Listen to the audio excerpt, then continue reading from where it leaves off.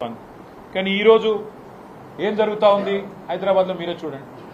నిన్న పాపం జూనియర్ ఎన్టీఆర్ గారి సినిమా ఆయన ఇక్కడ రిలీజ్ ఫంక్షన్ పెట్టుకుంటే దాన్ని కూడా కనీసం నిర్వహించలేని అసమర్థత, గంట్లాంటి పరిస్థితిలోకి ఇలా ఈ నగరం వెళ్ళిపోయింది.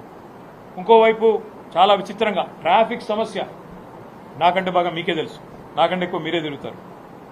గతంలో ఎట్లా ఉండేది ట్రాఫిక్ మేనేజ్మెంట్, ఇవాళ ఎట్లా ఉండేది అనేది ప్రజలందరికీ తెలుసు. హైదరాబాద్ గంటలు గంటలు ట్రాఫిక్లో ఇరుక్కొని పోయే పరిస్థితి వచ్చింది.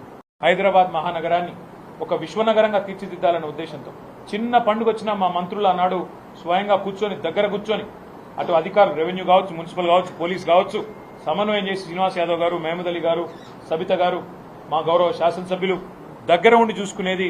చిన్నపాటి నొక్కు కూడా పడకుండా, ఎక్కడ చిన్నపాటి ఇబ్బంది కూడా కాకుండా, ట్రాఫిక్ అంతరాయం కాకుండా, ఫార్ములా రేస్ కావచ్చు, లేదా ఒక గణేష్ నిమజ్జనం కావచ్చు, లేదా మొహర్రం ఊరేగింపు కావచ్చు, బోనాల పండుగ కావచ్చు, ఏదైనా కూడా శాంతియుతంగా చేసాం. చివరికి సినిమాల కోసం జరిగే ప్రీ రిలీజ్ ఈవెంట్లకు కూడా అంత జాగ్రత్తగా ఎక్కడ ఇబ్బంది లేకుండా చేసిన ఘనత మా ప్రభుత్వానికి.